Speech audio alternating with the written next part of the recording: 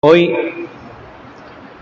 se celebra esta memoria de estos santos mártires canadienses, que son conocidos, aunque en realidad no eran canadienses propiamente, sino que eran de Francia, eran misioneros jesuitas, que por ejemplo, San Juan de Brebeuf llega allí a esa zona de los iroqueses, empieza a evangelizar, y los brujos, o sea, los encargados del culto de los indígenas, tienen como celo, porque mucha gente iba a escucharlos, iba a la misa y estas cosas.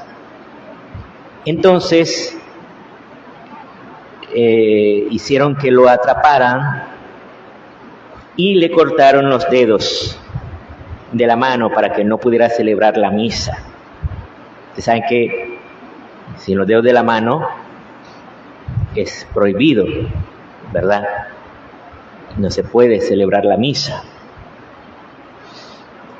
sobre todo en aquella época. Entonces lo tuvieron prisionero por un tiempo, le hacían torturas, lo hacían pasar hambre y muchas cosas, pero en un momento dado él pudo escaparse. Entonces cuando lo encuentran sus hermanos de fe, de congregación, lo llevan de retorno a Francia. Ahí estuvo recuperándose y él pide permiso al Papa para poder celebrar la misa, porque sin los dedos de esta mano era prohibido celebrar con la otra mano. Entonces él pidió permiso al Papa y se le concedió, y él después pide permiso también a sus superiores para regresar a la misión, y regresa. Y él viene a conciencia que pueden matarlo. Es más, viene deseando el martirio. Entonces los jesuitas, para proteger un poco a los catecúmenos de estas situaciones que había, porque en realidad antes de la llegada de la iglesia, todas estas tribus se odiaban. Entonces vivían en guerra unos con otros, entre las tribus. Hoy en día, gracias a la evangelización de la Iglesia Católica, se consideran hermanos entre ellos. Ya no se hacen la guerra. Pero cuando llega otra vez Juan de Brebeuf y construyen la misión, son atacados por los hurones, que era otra tribu muy violenta. Entonces lo capturan a este Juan de Brebeuf y empiezan a torturarlo. Pero ven que él está muy tranquilo, que él no se inmuta ante todas las cosas que le gritaban y decían. Y finalmente le abren el pecho, le sacan el corazón y se lo comen. Eso es algo para nosotros impactante, ¿no? O sea, se lo comen ahí mismo, crudo. ¿Y por qué lo hacen? Porque en la mentalidad de esa tribu, al comerse el corazón, podían como absorber esa valentía de este hombre. Pues esa era la mentalidad de ellos. Interesante que cuando el Papa Francisco viajó, no sé si fue el año pasado, hace 2 años, viajó a Canadá, le pidieron que pidiera perdón por los supuestos daños que le hizo a la cultura, a la Iglesia Católica, a la cultura de los pueblos originarios.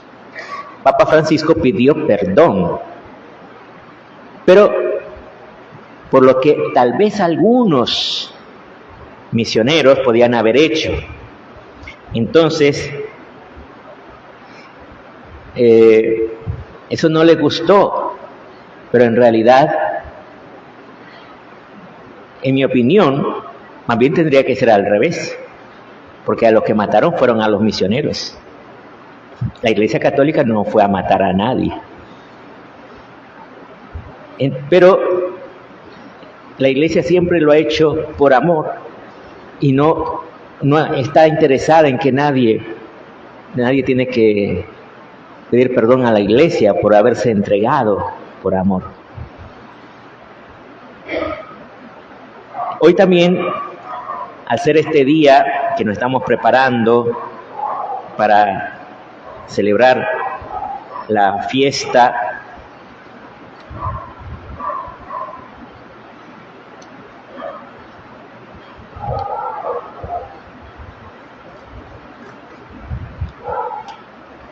de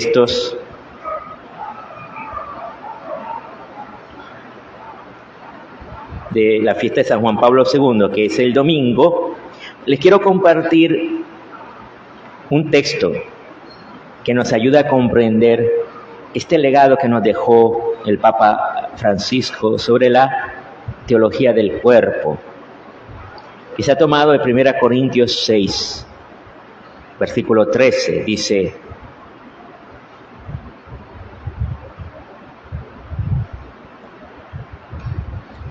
el cuerpo no es para la fornicación, sino para el Señor, y el Señor para el cuerpo. O sea, Dios nos ha dado un cuerpo. Importante comprender para qué nos ha dado ese cuerpo. En el versículo 19 y 20 dice: ¿no saben que su cuerpo es santuario del Espíritu Santo, que han recibido de Dios y habita en ustedes? De modo que no se pertenecen a sí mismos, sino que han sido comprados a un gran precio. Por tanto, glorifiquen a Dios con sus cuerpos. Esto es un poco algo que nos pueden mostrar de qué se trata esta teología del cuerpo.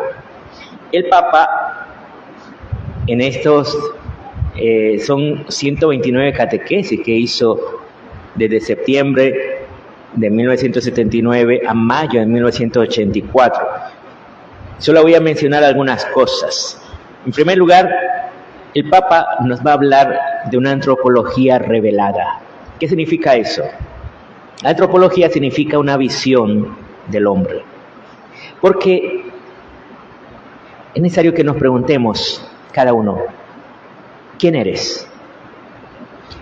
Y no se trata de una respuesta sencilla, no es simplemente decir tu nombre y apellido, cuándo naciste, dónde has estudiado, ni nada de eso, sino que ¿qué es lo que es tu ser?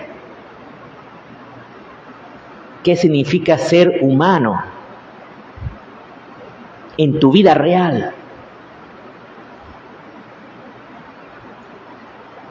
Entonces, en este primer ciclo, el Papa empieza hablando del hombre originario.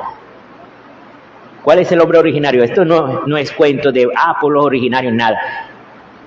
¿Qué es el hombre originario? Significa que Dios nos ha creado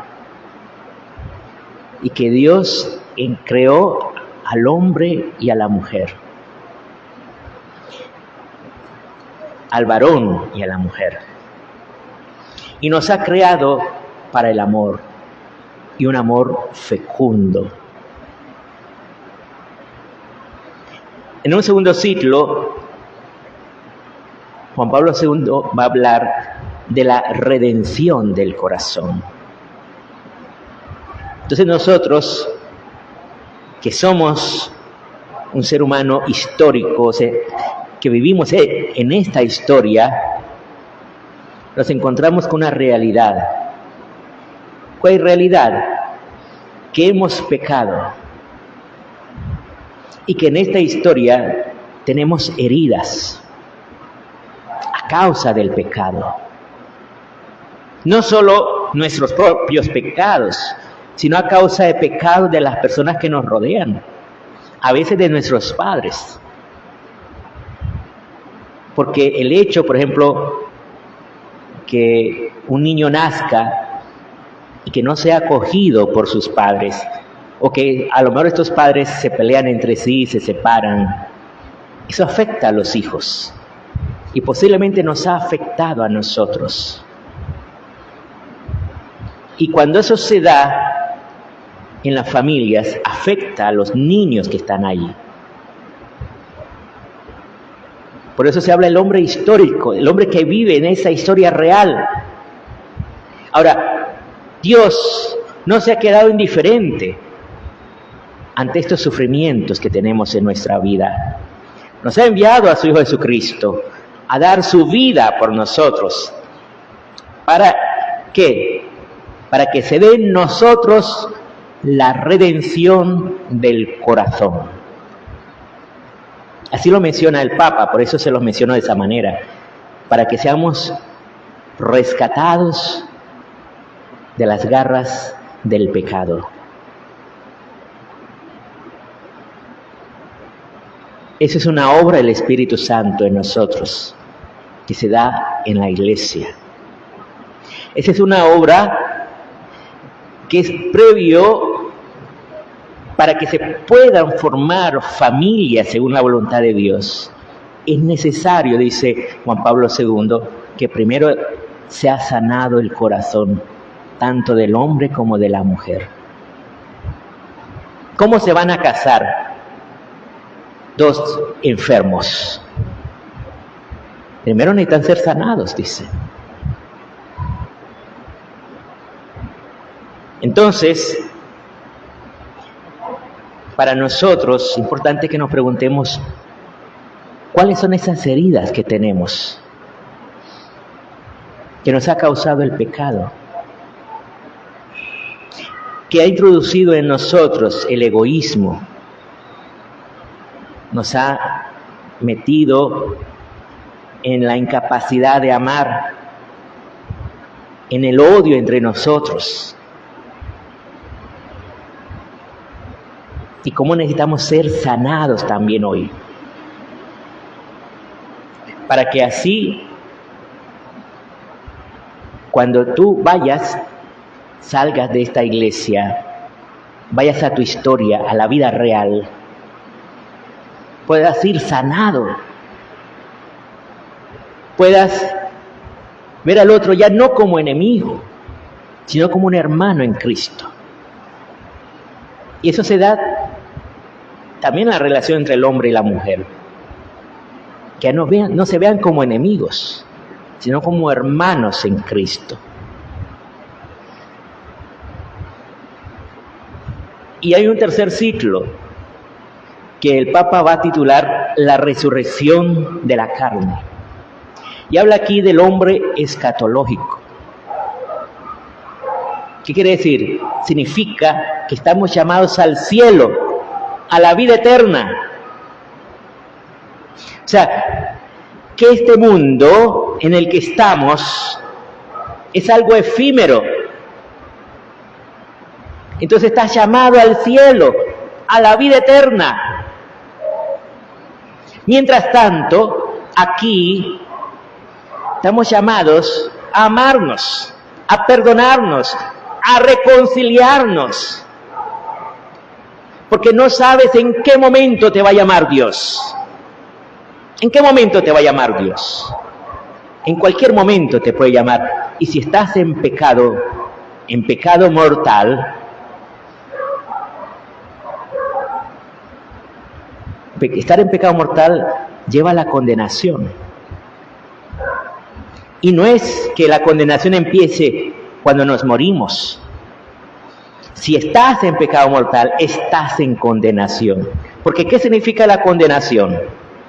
La condenación significa la ruptura con Dios. Si hemos pecado, hemos roto con Dios. Entonces lo que Dios quiere es que te reconcilies con Él. Porque Él te está llamando al cielo, a la vida eterna. y el cielo no empiece cuando nos muramos, sino ya. Porque el cielo, ¿qué es? La unión con Dios.